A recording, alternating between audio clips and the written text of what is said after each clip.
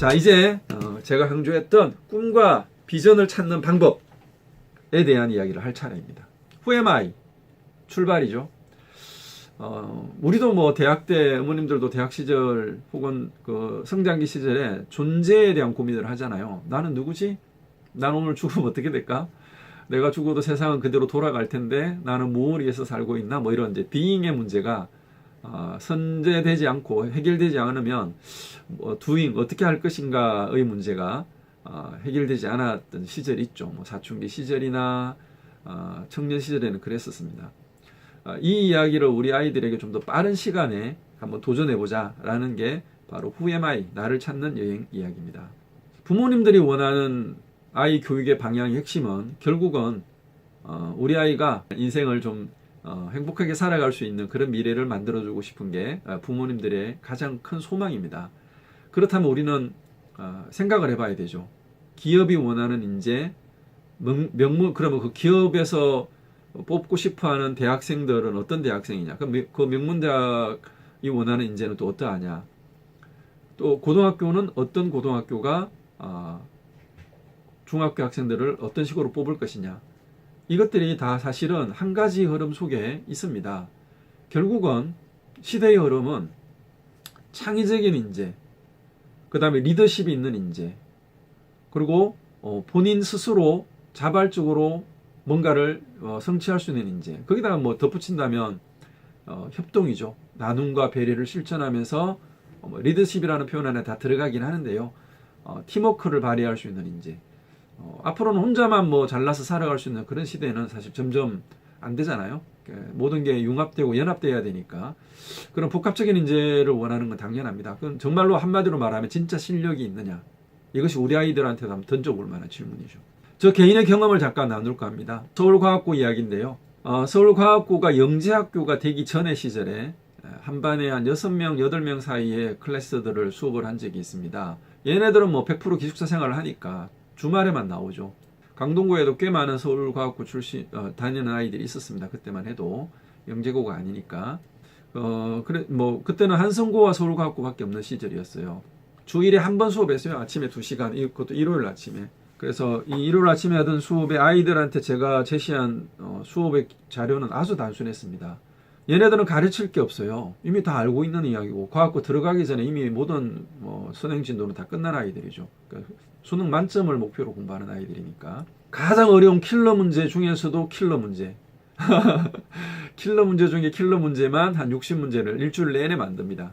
모든 자료, 시중에 있는 모든 책을 다 사고 검색하고 해서 60문제를, 그때만 해도 뭐 컴퓨터 작업이 쉽지 않았으니까 다 잘라서 오려 붙이고 손으로 쓰기도 하고 그렇게 해서 60문제를 만들어서 30문제, 30문제 두 세트를 줘요. 그럼 아이들이 이제 일요일날 아침에 집에 갈 때 받아서 그 다음날 가져오면 이제 학원에 오자마자 제가 이제 채점을 다 해주죠. 뭐 답지는 당연히 안 주니까. 한 명당 한 4-5문제씩 틀릴까요? 틀린 문제가 서로 다르기도 하고 모두가 틀리는 문제도 나옵니다. 그리고 채점한 결과를 줍니다. 그러면 한 6명, 8명 이 클래스 애들이 그냥 자기네들끼리 해결해요. 너는 왜 틀렸냐? 너는 왜 이렇게 해석을 했냐? 지네끼리. 저는 그냥 가만히 와서 이렇게 지켜보고 있는 거죠. 잘하고 있나, 못하고 있나. 그러면 웬만하면 다 해결해요. 그리고 저는 또 일주일 내내 만들었던 문제를 주고 수업이 끝납니다. 이런 아이들이 저는 영재라고 생각합니다. 그리고 아이들이 한두 문제 이제 모르는 문제 혹은 다 해결은 했지만 그냥 지네끼리 그냥 그 타협해서 잘은 모르지만 해결한 이런 문제들이 가끔 있어요. 저는 그걸 보고 있다가 이제 뭐 한 5분 10분 판서하면 그걸로 이제 애들은 오호 대단합니다 하고 이제 가는 거죠.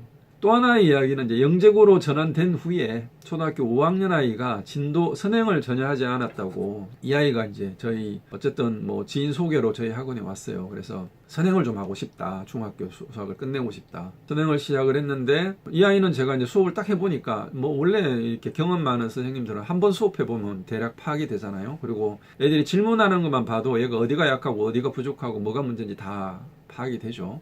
그래서 아이를 딱 첫 시간에 가르쳐 보니까 얘는 가르칠 게 없더라고요. 선행을 안 했을 뿐이지 얘는 맥만 잡아주면 혼자 해결하는 아이더라고요. 그래서 3시간 수업을 하는데 제가 얘 옆에 앉아서 1대1로 설명하는 시간은 길어야 15분, 짧으면 10분입니다. 한 단원을 정리를 해줍니다. 이러이러한 내용이 있는 거야. 이 말은 이거야. 2차 방정식은 이런 거고 2차 함수는 이런 거야. 아주 기본적인 요점 정리만 해줘요. 10분도 채 안 걸리잖아요. 그죠? 그렇게 하면 한 단원을 정리할 때. 그렇게 나가면 이 아이는 그 3, 40분 안에 그 단원 문제를 다 풀어냅니다. 더 신기한 거는 센스와 같은 것의 시스템까지 다 풀어내요. 정답률 거의 99%입니다. 틀리잖아요? 고쳐봐 하면 바로 고쳐요. 이런 아이가 영재죠. 선행을 해도 되는 아이들, 선행을 해야 되는 아이들. 이 친구는 서울대학을 합격을 했고요. 서울대 기계공학을 아마 합격을 했을 겁니다. 우리 아이가 이 정도의 아이가 된다면 좋겠죠. 근데 많은 아이들은 그렇지가 못하죠. 그런데 어머님들이 영재가 아닌 아이들의 교육을 영재들이 성공했던 그 케이스를 따라서 쫓아가고 있는 건 아닐까 좀 생각을 해봤어요. 그러면 우리 아이의 수준에 맞는 교육, 방향, 선행, 진도, 깊이 이런 게 필요하지 않을까 한번 심각하게 이번 예비 중1 과정에서 고민해 보시기를 추천드립니다. 올드스타디 학원에서는 퓨처 트레이닝이라는 훈련 과정이 있습니다. 단계는 총 3단계인데요. 시즌 1, 시즌 2, 이전에 예비 단계까지 있습니다. 먼저 시즌 1이 뭔지 소개를 하겠습니다. 12편의 명문과 13편의 고전, 그리고 36편의 테드 강연을 통해서 12개의 주제를 공부하는 단계입니다. 이게 인식의 단계인데요.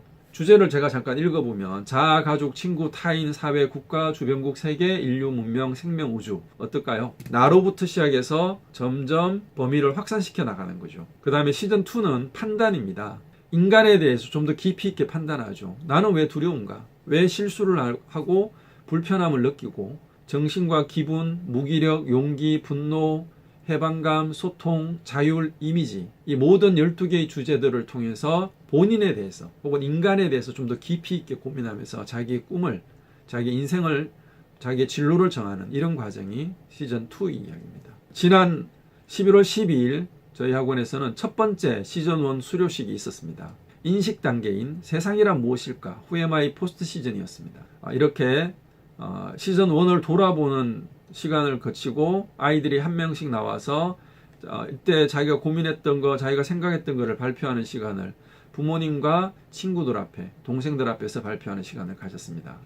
Who am I 시즌1은 나를 찾는 과정의 첫걸음입니다. 학생들은 Who am I 시즌1을 통해 교과서 밖의 큰 세상을 자신의 언어로 정리하고 자신의 미래와 관련시켜 더 깊게 탐구하는 시간을 가졌습니다. 12개의 주제, 총 48번의 수업을 통해 자신의 생각을 정리하고 과거와 현재를 돌아보며 나 자신을 알아갔습니다.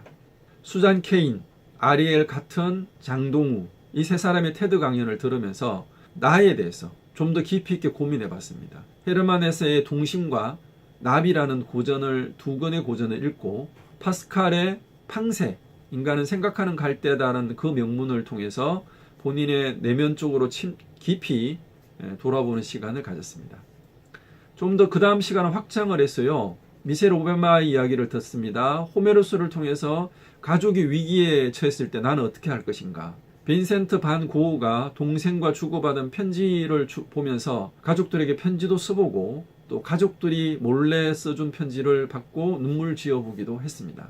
마크 트웨인의 이야기와 레너드 서스킨트의 이야기, 내 친구 파이만 박사에 대한 이야기를 들어보면서 친구에 대한 공부를 했고요. 타인, 사회, 국가를 공부하기 시작했습니다. 안중근 의사가 어머니께서 안중근 의사에게 보낸 마지막 편지 속에는 이런 내용이 있습니다. 너 항소할 생각하지 말고 그냥 일본 법정에서 죽어라. 너가 만약에 항소하고 너의 죄를 가볍게 하려고 한다면 엄마는 실망할 것이다. 내가 너에게 보내는 마지막 편지인 것 같다.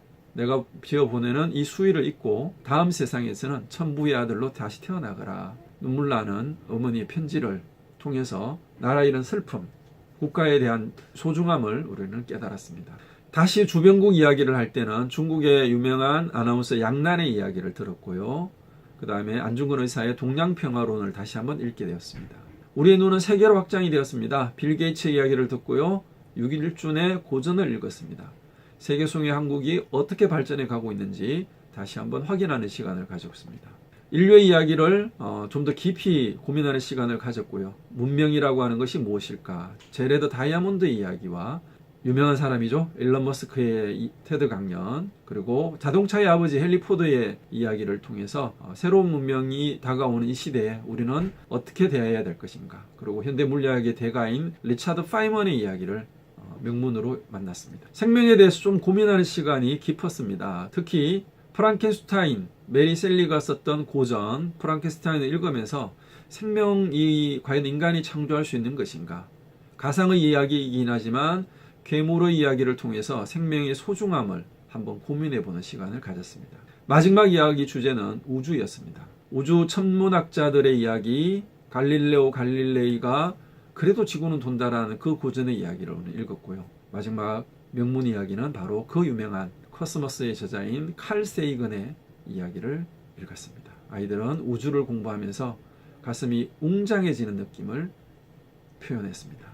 이렇게 시즌 1의 인식 단계는 총 12개 주제를 가지고 정리가 되었고 그 수레식을 진행을 했던 것입니다.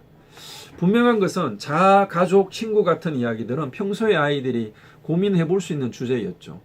그리고 이 시기에 아이들이 썼던 기록의 내용하고 마지막 문명, 생명, 우주를 공부하면서 기록했던 기록의 내용은 굉장한 차이가 있습니다.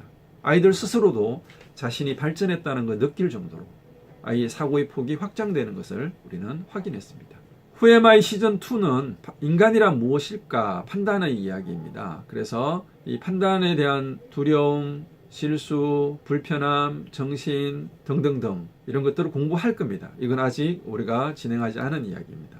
이 모든 과정은 올드스터디에서 함께 할 수 있습니다. 이런 과정을 통해서 아이들은 자신을 바라보고 자신을 둘러싼 사회와 국가와 우주까지 자기의 생각을 확장시키면서 그럼 나는 어떻게 살 것인가, 나를 찾아가는 여행을 하는 것이죠. 과정은 이렇습니다. 시즌 1을 바로 시작할 수는 없어요. 왜냐하면 이 퓨처 트레이닝 프로그램 자체는 일주일에 2시간씩 2번을 해야 됩니다. 그런데 이 2시간 안에 고전을 읽어야 돼요. 고전의 분량이 만만치가 않죠. 한 권을 통째로 다 읽지는 못합니다. 서머리된 내용을 읽습니다. 그런데도 한 100페이지 정도 됩니다. 그 100페이지를 읽으려고 그러면 읽을 수 있는 역량이 돼야 되겠죠. 그래서 예비 학기가 있습니다. 독해력을 키워야 되고 공부 역량을 키우는 예비 학기가 180회차가 있습니다. 이 180회차는 일주일에 3번 기준으로 15개월 정도 예상이 됩니다. 한 번 할 때 60분에서 90분, 아이들의 역량에 따라 시간 차이가 있습니다. 그래서 지금 만약에 우리 예비 중1 아이들이 예비 학기를 시작한다 그러면 중1까지는 내년 2월까지 이 예비 학기를 쭉 진행할 거고요. 그 다음에 퓨처 트레이닝이 본격적으로 시즌 1이 시작되는 것은 2023년 3월부터 2월 말 3월부터 시작해서 여름방학이 끝나는 시점까지 6개월 동안 시즌 1, 그리고 2학기부터 다시 2학년이 끝날 때까지 시즌 2가 진행이 될 계획입니다. 그리고 이 시즌 2까지가 다 끝나고 나면 이제 자기가 그동안에 정리했던 시즌 1과 시즌 2의 모든 그 기록들을 학생부로 옮겨가는 훈련을 포스트 시즌으로 이어갈 것인데요. 이것은 중3 때, 중3 1학기 때 해볼 거예요. 그리고 이때 만약에 일반고로 다 전환이 돼 있다 학교들이, 그럼 그냥 일반고로 진행을 하는 거죠. 진학을 하는 거고, 특목고가 살아있다. 그러면 우리는 특목고를 갈 아이들은 이 학생부 기록을 가지고 특목고 지원을 할 겁니다. 예측컨대 수준이 다르겠죠. 이런 주제를 공부하고 생각해보고 토론을 해본 친구들하고 이런 주제에 대해서 전혀 관심을 갖지 못했던 친구들하고는 저는 수준이 다를 거라고 확신합니다. 여기서 끝이 아니죠. 이 자료와 기록들은 고등학교 가서 빛을 발할 겁니다. 고등학생이 되었을 때 우리는 고1 때부터 이 내용들을 가지고 학생부의 기록을 채워갈 것입니다. 여기서 자기가 기록했던 내용들을 다듬고 보았던 독서 기록을 다시 한 번 더 책을 찾아보고 읽고 제출을 할 거예요. 학교에. 그리고 과목 스님들한테 선생님 제가 교사가 될 텐데요. 제가 이런 책을 한번 읽어봤습니다. 수잔 케인이 내성적인 사람이 무조건 약한 건 아니다 라는 이 주제에 대해서 제가 이런 글을 한번 써봤는데 한번 읽어보시고 가능하시다 그러면 학생부에 한번 기록 부탁드립니다. 저는 선생님이 될 거예요. 어떠세요? 어머님 만약에 그 학생을 가르치는 선생님이라면 무시하실 것 같습니까? 아니죠. 네, 분명히 그 학생의 학생부 기록은 아주 차원이 다른 풍성함을 가질 거라고 저는 확신합니다. 올드스터디 학원의 예비 중일 90일의 도전이라고 하는 것은 이런 나를 찾는 여행뿐 아니라 학업에 관한 것까지 접목을 시켜봤습니다.